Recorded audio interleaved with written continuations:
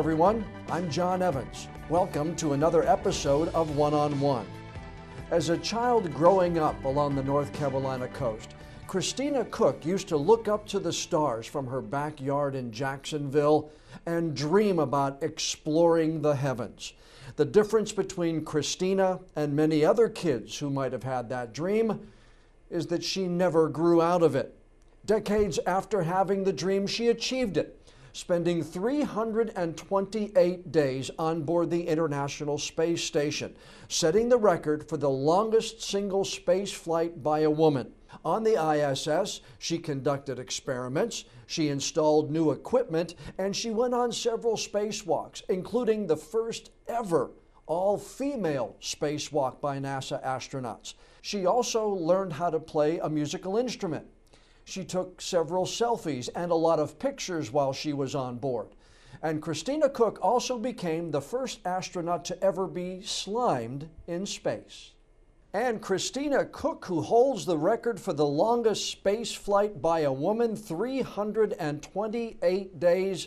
Welcome, Christina, to the One-on-One with John Evans podcast. Thank you, John. It's great to be with you. How are you being impacted by the coronavirus pandemic? I know you were somewhat isolated up there on the ISS for 11 months, but where are you right now? Well, I'm at home just like most people. I think that it's actually affected me similarly to everyone else, not only in our country, but around the world. Making sure to stay at home and to do, our job to keep our communities healthy. So for me, I think the difference is that some of the feelings that we're all experiencing coming into the second month of those stay at home, they're familiar to me. So as people bring up things that they're going through to me, I think, yep, I know what you mean. I understand. When you were in Hunters Creek Middle School or White Oak High School in Jacksonville, North Carolina, what were your dreams back then? What did you want to do? Was space involved? You know what? It was. In fact, when people ask me how long I've wanted to be an astronaut, it's actually difficult to even answer because I don't really remember a time when there was anything else I wanted to be. Growing up in North Carolina, I like to say I used to love things that made me feel small and made me ponder the size of the universe. I used to look up at the stars from my backyard in Jacksonville, North Carolina, through the trees. And that was kind of what captivated me. Being from coastal North Carolina, I love the ocean. So, Hunters Creek and White Oak, I was telling my teachers even back then that I wanted to be an astronaut. I was in the Rocket Club in 7th grade at Hunters Creek. And, I only received encouragement from all of my teachers, even being from a small town. And so I just really credit them for never telling me I was crazy and always making sure that I knew that I could dream big. White Oak High School, I know it well, covering high school football games when I worked at New Bern at Channel 12 there, and then taking my daughters to band competitions at White Oak High School. Yeah. That's a pretty strong high school academically and for the arts. It really is. When I think back to a lot of the things that I love, I was first introduced to them at White Oak. I got to be in athletics myself. I was a cheerleader. I loved going to the musicals that my high school produced, the art classes that we had. And, just thinking back to even the extracurricular classes that I took, I was able to do advanced math classes and science there. So I really credit a lot back to White Oak High School. How did you get there? I know you were born in the state of Michigan, right? How did your family get to Jacksonville? Well, my family moved to Jacksonville. My dad's a physician, and he went to medical school in Michigan and then decided to open up a small family practice in Jacksonville, North Carolina.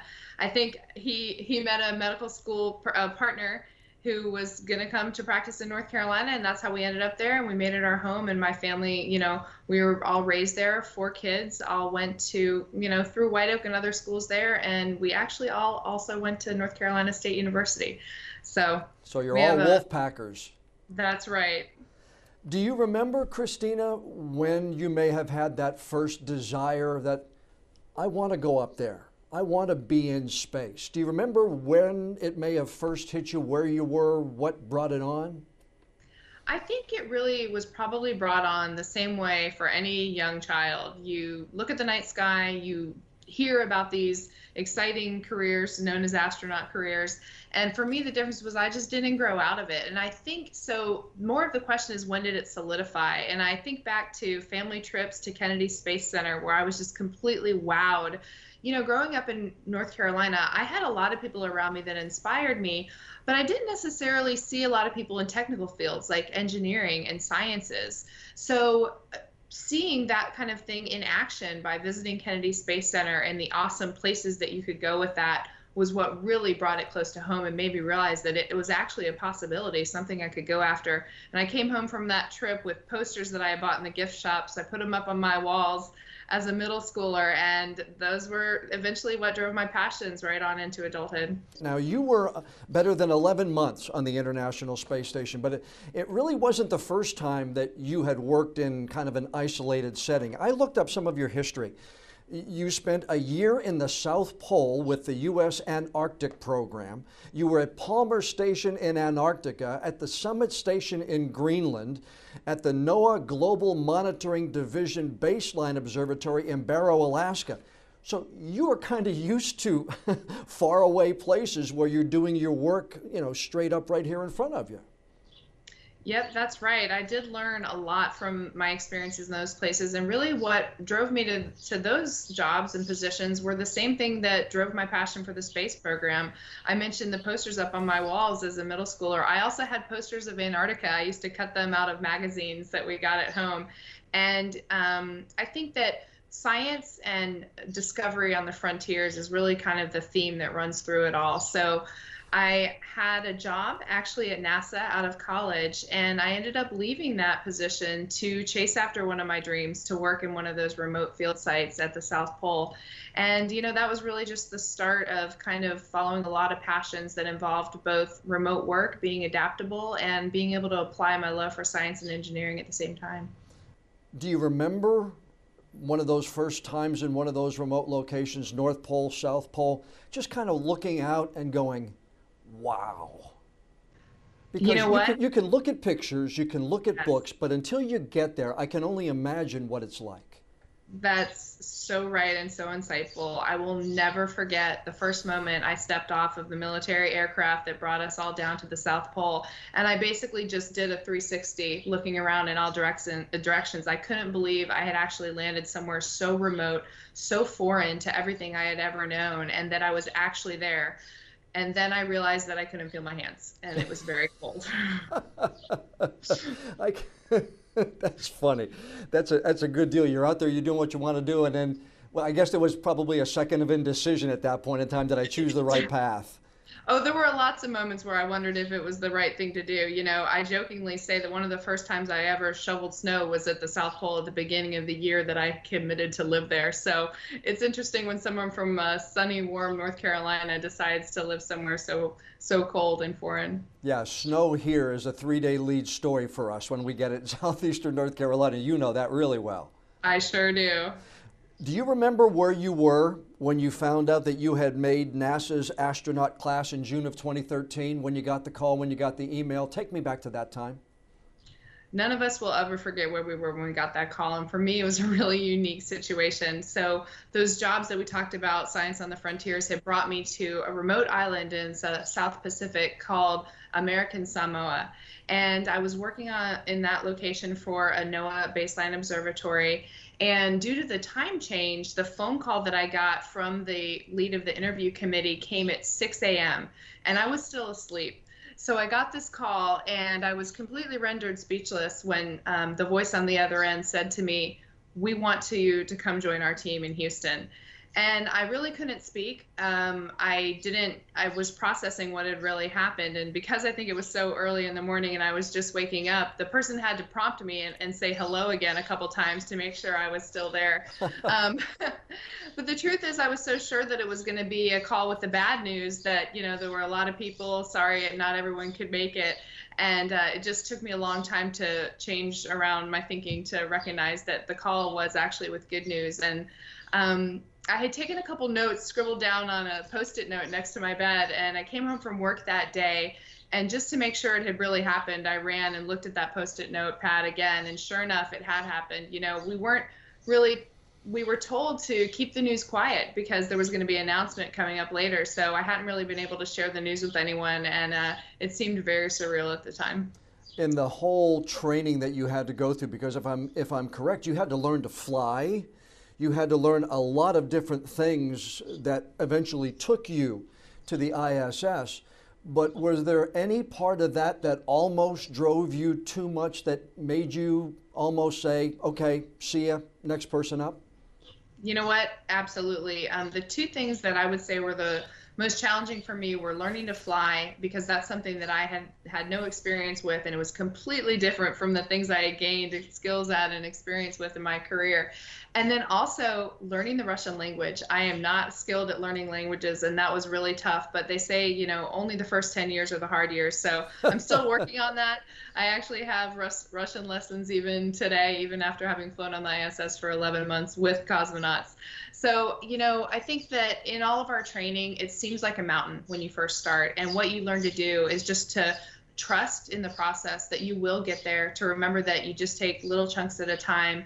And for me, I'm a preparer. So one of the ways I get through it is I study. It doesn't necessarily always come naturally, but I make a point to really work at it and to kind of remind myself that you can't climb the mountain unless you take a step. So step by step. I've watched a lot of videos that you've done as I was preparing for this, because I was hoping to do it when you first got back and your schedule was just so jammed.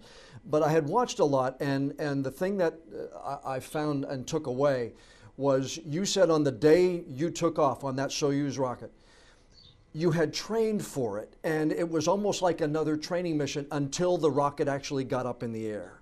Can you in any way describe that kind of a feeling? Because those of us who will never feel that just see all the shaking, and you feel like it's almost got to be like an earthquake. But inside there, what's that like? Is it something like you've never felt before? Definitely something like I've never felt before. If I could liken it to anything, it's the bumpiness sensation of a roller coaster, but the difference is that you know that you're going up, and you're going straight up. You can feel the G-forces on your chest, and like I've said before, you realize that after going up and up for so long, and you can tell you're going so fast, the only place you could be is space. And sure enough, that's exactly where you end up after 8 minutes of the rocket just launching you straight up into the air. It's a really phenomenal feeling. It's one that you can't, truly describe, and you can't know, even though as astronauts, we're always telling each other what to expect and all that. Until the countdown actually reached 0 and we started actually moving, you can, hear the rumbling of the rocket. You don't really know truly what that feeling is, but being definitely filled with a sense of just satisfaction that it was actually happening, and that so much of my career was coming into culmination in this moment, and just taking all those pieces that had happened for so many years and putting them together and ending up at the end, the third stage of that rocket stops and you float a little bit out of your seat and you know that you're in space. Are you a person of faith? As that was going down 5-4, did you say, okay, Lord, it's in your hands? What give me that picture? I feel like there's no one that's not a person of faith when you hear the countdown going 3, 2, 1. So absolutely. I think that, what we do is a risky business. It's a business where we mitigate risk with all the technological and training and operational skills and tools that we have. But at some point you do turn it over. And I think one thing that I told my husband was that if the worst ever did happen, it would be happening in pursuit of something that I truly believed in and in pursuit of my dreams. Yeah, and again, the reason I ask is, many of us who have been around to see the space shuttle and all those things can only know what it must be like in there. You had worked so hard several years, but at some point in time, as you just said, you've got to say, okay, Lord, if this is meant to be, here we go, kind of thing, right? Absolutely. That one of the sayings that we have on launch day is that the astronauts are actually the calmest people in the room. And it's true. I think on the day of the launch, we're sort of filled with just a sense of serenity that at this point, it's definitely happening. Like I said, everything we've worked towards is culminating in this moment. We know we're prepared, and we know we're about to strap into that seat and do the job before us. 11 months, 328 days. I could talk to you for 4.5, 5 hours about it. But one of the things I saw that you said is that seeing coastal North Carolina was one of your favorite scenes when you were up there. Did it bring a tear? Did it choke you up a little bit? Or how did that play in your mind? It did at the time, and it continues to when I talk about it. I'll never, ever forget the moment because, you know, looking at the horizon of the Earth and as things come into focus in the direction that we're flying over, things are so far away when they originally come over the horizon, you can't make them out. You know, you're viewing them from askew. And as they slowly become closer to, you know, being directly below you, you start to be able to make them out, and especially to be able to recognize, you know, features that stand out. And there was a moment when I was just looking at some coastline. I was trying to determine, you know, where the land started, where the clouds were, where the ocean was. And then in an instant, I just saw it clear as day, the Outer Banks. And I will never forget that moment. I was with Nick Hagen, the cupola, which is the window that looks down upon the Earth. And I just exclaimed, I just couldn't believe what I was looking at. And I said, there it is. And I started taking pictures. So it was a really special moment. Every single time we flew over the Outer Banks, it was special for me. I always tried to be in the cupola at that moment if I could. You learned to play the keyboard on board the ISS. Couldn't you have done that here? Did you have to go to outer space to learn to play the keyboards? You know, learning to play the keyboard may be a little bit of an overstatement for what I did. I learned one song fairly poorly.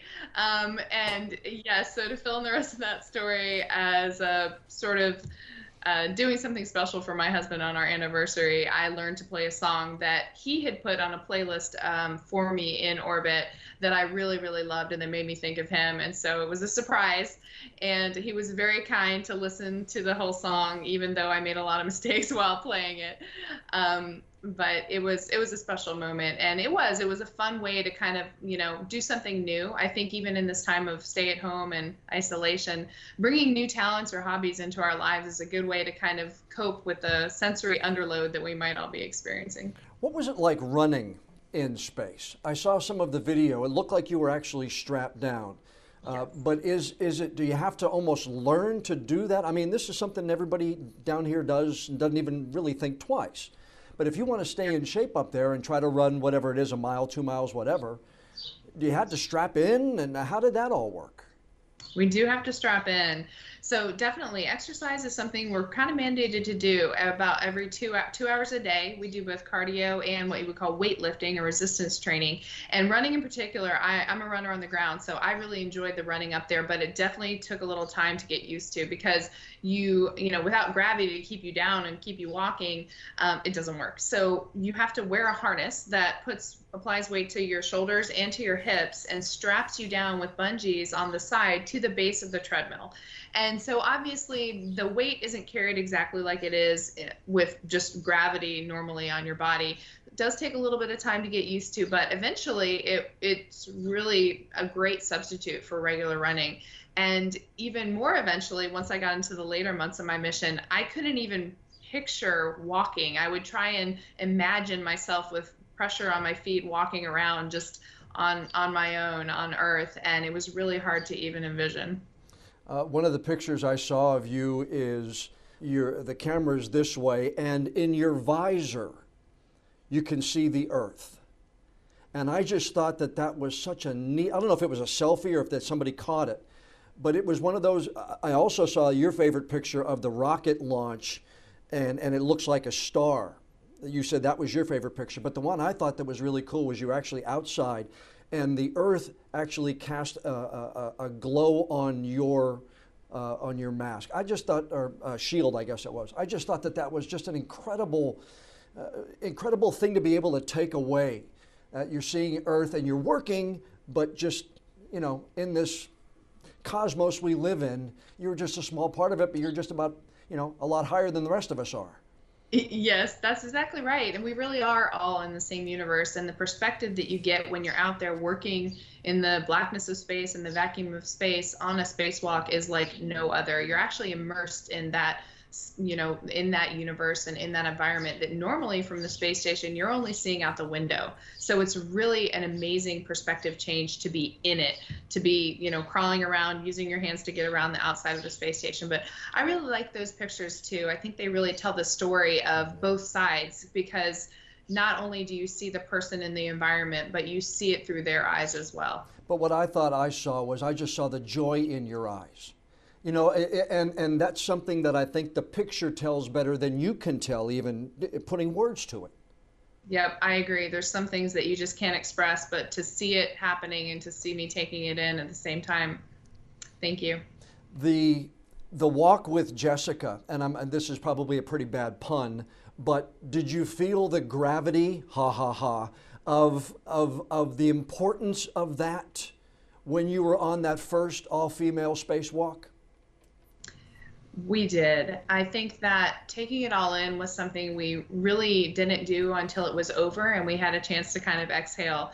Interestingly, that spacewalk had so many different elements to it that made it special. And one of those was that it was a contingency spacewalk. It was not planned. We went out the door, went out the hatch with a plan that had only been tried one time in our training facility on the ground, and that had been designed in 1 week's time. So leading up to it, we were really just buckling down, studying the technical details, practicing the choreography, getting our tools ready, getting our suits ready. Afterwards, and I think a few moments during the spacewalk itself, we had a chance to just kind of pause and take it all in. I'll never forget the moment when we first both came out of the hatch. We caught each other's eyes, and we knew at that point that we were out on a spacewalk together, and it had happened. So that was a really special moment. And then, of course, coming back, just being completely overwhelmed by the outpouring of support, just so grateful for those that paved the way for us to be there at that time. So privileged to be able to potentially be inspiring so many people, and just honored to be able to contribute to something that we had both held in such high regard our whole lives. It was just a truly, truly special moment. You were the first person to be slimed in space. That's a record not many people talk about. But the thing of it is, I mean, you had a lot of fun with the slime, with Nickelodeon and working with them. I thought that was really fun. But what I also thought, what a great way to get the next generation interested in outer space and the space program. I completely agree. I think that one of NASA's missions that is so important is that element of inspiration. Getting people interested in the STEM fields is so important for them reaching their potential, but also for our country and remaining preeminent. And innovation is so important right now. So it's such an important part of our mission. And that particular experiment was just so exciting because it really highlighted the aspect of science that's really based on discovery and curiosity, and going into a situation with an open mind and thinking about how we can answer some questions that we have about the universe with science. So it was a really fun one to be involved in on a lot of levels. But maybe in 25 or 30 years, some young lady will say, I watched her with slime on the International Space Station, and that was the moment I wanted to do it. You know what? If slime can inspire, I am happy to be a part of it. Do you desire to be the first woman to walk on the moon or Mars? Where is your want to go list now that you've been on the ISS and set the record? Well, I'm not really one for bucket lists. I really just try and focus on contributing in the best way possible. So I hope that whoever's selected for that mission is just going to be the perfect person for those missions. Of course, exploration has always been something that I've held in really high regard. If I were ever to be able to be a part of those, it would be a huge honor. But for right now, I'm just excited that I'm going to know the first person, the first woman to walk on the moon, and the next people to walk on the moon, and hopefully even the people to go on to Mars afterwards. You told People magazine, do what scares you.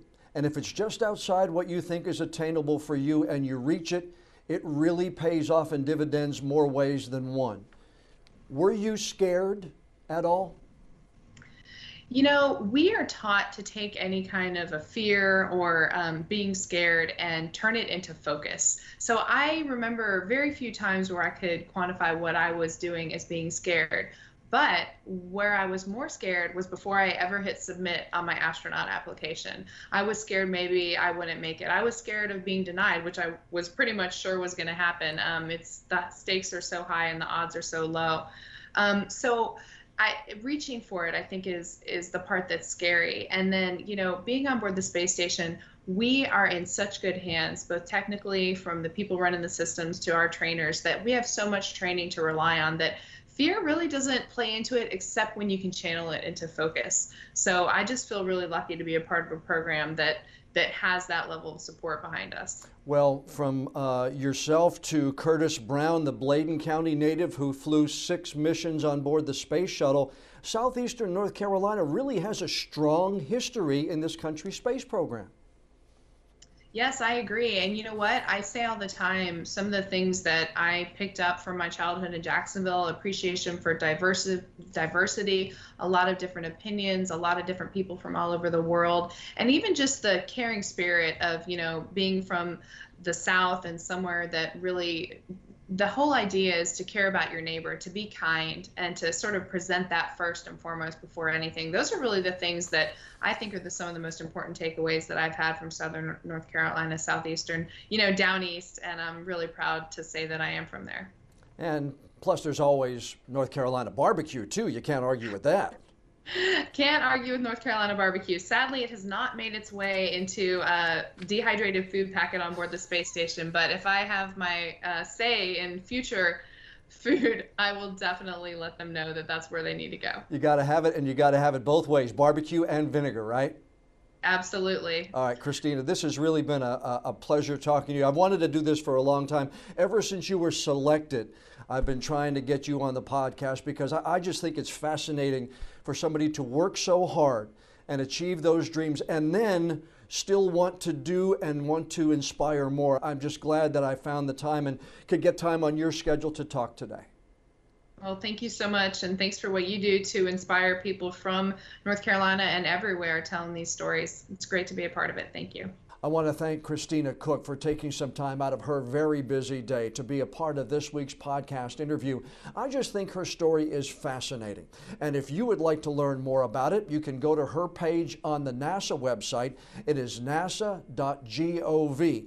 And let me tell you where you can follow her on social media. On Twitter and Instagram, she is astro_Christina. And on Facebook, you can follow her at NASA astronaut Christina Hammock Cook. And now, before we go, I'd like to ask you a favor. Please download and subscribe to the One-on-One with John Evans podcast on whatever app you use to listen to your favorite shows.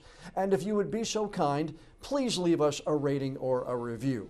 The more feedback, ratings, and reviews we have from people like you, the higher we'll be listed on the podcast apps, and the better chance we'll have of bringing in even more new listeners. I'm John Evans. Thanks so much for listening to this week's episode of One-on-One. Stay safe.